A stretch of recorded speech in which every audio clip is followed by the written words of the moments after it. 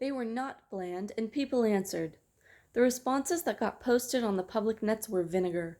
The responses that were sent as mail for Peter and Valentine to read privately were poisonous. But they did learn what attributes of their writing were seized upon as childish and immature, and they got better. When Peter was satisfied that they knew how to sound adult, he killed the old identities and they began to prepare to attract real attention.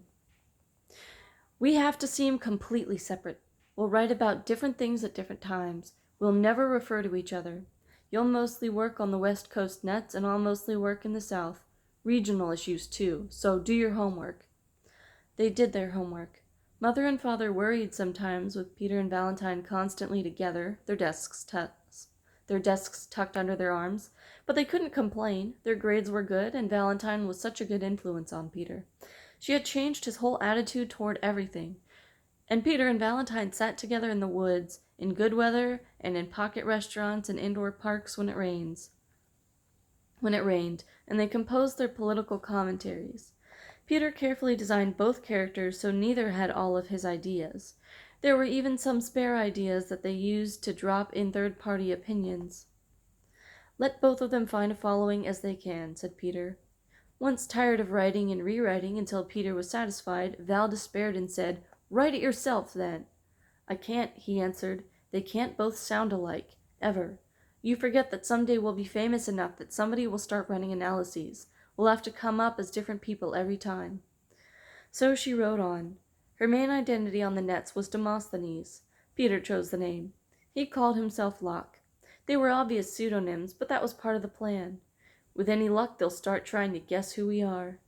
And if we get famous enough, the government can always get access and find out who we really are. When that happens, we'll be too entranced to suffer much loss. People might be shocked that Demosthenes and Locke are two kids, but they'll already be used to listening to us. They began composing debates for their characters. Valentine would prepare an opening statement, and Peter would invent a throwaway name to answer her. His answer would be intelligent, and the debate would be lively. Lots of clever invective and good political rhetoric. Valentine had a knack for alliteration that made her phrases memorable. Then they would enter the debate into the network, separated by a reasonable amount of time, as if they were actually making them up on the spot. Sometimes a few other netters would interpose comments, but Peter and Val would usually ignore them or change their own comments only slightly to accommodate what had been said. Peter took careful note of all their most memorable phrases and then did searches from time to find those phrases cropping up in other places. Not all of them did, but most of them were repeated here and there, and some of them even showed up in the major debates on the prestige nets. "We're being read," Peter said. "The ideas are seeping out. The phrases, anyway. That's just the measure. Look, we're having some influence. Nobody quotes us by name, yet they're discussing the points we raise. We're helping set the agenda. We're getting there. Should we try to get into the main debates? No, we'll wait until they ask us." They had been doing it only 7 months when one of the West Coast nets sent Demosthenes a message, an offer for a weekly column in a pretty good news net. "I can't do a weekly column," Valentine said. "I don't have a monthly period yet, even." "The two aren't related," Peter said. "They are to me. I'm still a kid." "Tell them yes, but since you prefer not to have your true identity revealed, you want them to pay you in network time, a news access code through their corporate identity. So when the government traces me, you'll just be a person who can sign on through CalNet. Father Citizens Access doesn't get involved. What I can't figure out is why they want Demosthenes before Locke. Talent rises to the top." As a game, it was fun, but Valentine didn't like some of the positions Peter made Demosthenes take. Demosthenes began to develop as a fairly paranoid anti-Russian writer. It bothered her because Peter was the one who knew how to exploit fear in his writing. She had to keep coming to him for ideas on how to do it. Meanwhile, his Locke followed her moderate empathic strategies. It made sense in a way.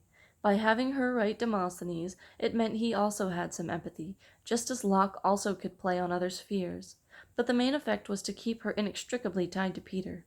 She couldn't go off and use Demosthenes for her own purposes. She wouldn't know how to use him.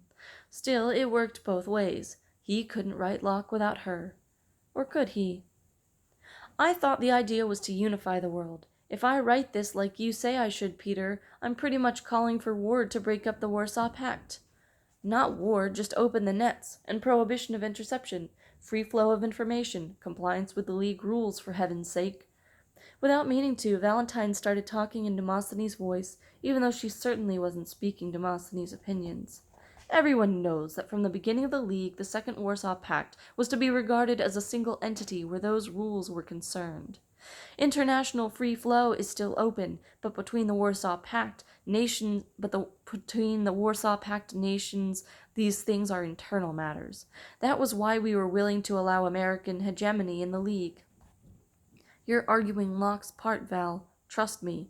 You have to call for the Warsaw Pact to lose official status.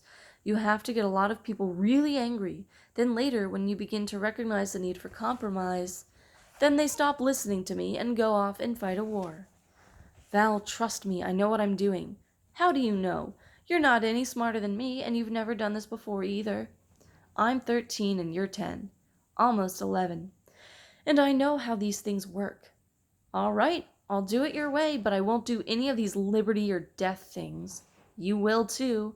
And someday when they catch us and they wonder why your sister was such a warmonger, I can just bet you'll tell them that you told me to do it. Are you sure you're not having a period, little woman? I hate you, Peter Wiggin. What bothered Valentine most was when her column got syndicated into several other regional news nets, and Father started reading it and quoting it from the table. Finally, a man with some sense, he said. Then he quoted some of the passages Valentine hated worst in her own work. It's fine to work with these hegemonist Russians, with the buggers out there, but after we win, I can't see leaving half the civilized world as virtual serfs in the Russian Empire. Can you, dear? I think you're taking this all too seriously, said Mother. I like this Demosthenes. I like the way he thinks. I'm surprised he isn't in the major nets. I looked for him in the international relations debates, and, he's never taken part in any of them. Valentine lost her appetite and left the table. Peter followed her after a respectable interval. So, you don't like lying to Father, he said. So what? You're not lying to him. He doesn't think you're really Demosthenes, and Demosthenes isn't saying things you really believe. They cancel each other out. They amount to nothing. That's the kind of reasoning that makes Locke such an ass. But what really bothered her was not that she was lying to Father. It was the fact that Father actually agreed with Demosthenes. She had thought that only fools would follow him. A few days later, Locke got picked up for a column in a New England Newsnet, specifically to provide a contrasting view for their popular column from Demosthenes.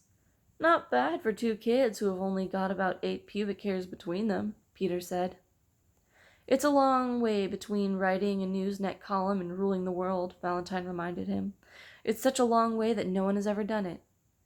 They have, though, or the moral equivalent. I'm going to say snide things about Demosthenes in my first column. Well, Demosthenes isn't even going to notice that Locke exists. Ever. For now. But their identity is now fully supported by their income from writing columns. They used Father's access now only for the throwaway identities. Mother commented that they were spending too much time on the nets. All work and no play makes Jack a dull boy, she reminded Peter.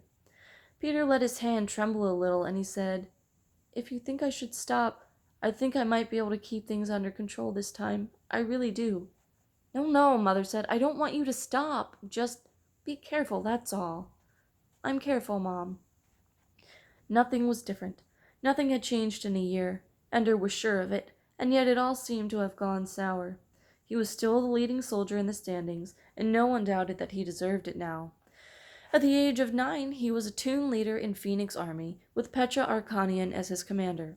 He still led his evening practice sessions, and now they were attended by an elite group of soldiers nominated by their commanders, though any Launchi who wanted to could still come. Eli was also a toon leader, in another army, and they were still good friends. Shen was not a leader, but that was no barrier. Dink Meeker had finally accepted command and succeeded Rose the Nose in Rat Army's command. All is going well. Very well. I couldn't ask for anything better. So why do I hate my life? He went through the paces of the practices and games. He liked teaching the boys in his toon, and they followed him loyally. He had the respect of everyone, and he was treated with deference and in his evening practices. Commanders came to study what he did. Other soldiers approached his table at mess and asked permission to sit down. Even the teachers were respectful. He had so much damn respect he wanted to scream. He watched the young kids in Petra's army, fresh out of their launch groups, watched how they played, how they made fun of their leaders when they thought no one was looking. He watched the camaraderie of old friends who had known each other in battle school for years, who talked and laughed about old battles and long graduated soldiers and commanders. But with his old friends, there was no laughter, no remembering, just work, just intelligence and excitement about the game, but nothing beyond that. Tonight it had come to a head in the evening practice. Ender and Alai were discussing the nuances of open space maneuvers when Shen came up and listened for a few moments. Then suddenly took Alai by the shoulders and shouted, "Nova! Nova! Nova!" Alai burst out laughing, and for a moment or two Ender watched them remember together the battle where open room maneuvering had been for real, and they had dodged past the older boys, and suddenly they remembered that Ender was there. "Sorry, Ender," Shen said. "Sorry for what? For being friends?" "I was there too, you know," Ender said. And they apologized again. Back to business, back to respect. And Ender realized that in their laughter, in their friendship, it had not occurred to them that he could have been included. How could they think I was part of it? Did I laugh? Did I join in? I just stood there watching like a teacher. That's how they think of me too. Teacher, legendary soldier, not one of them. Not someone that you embrace and whisper salam in his ear. That only lasted while Ender seemed a victim.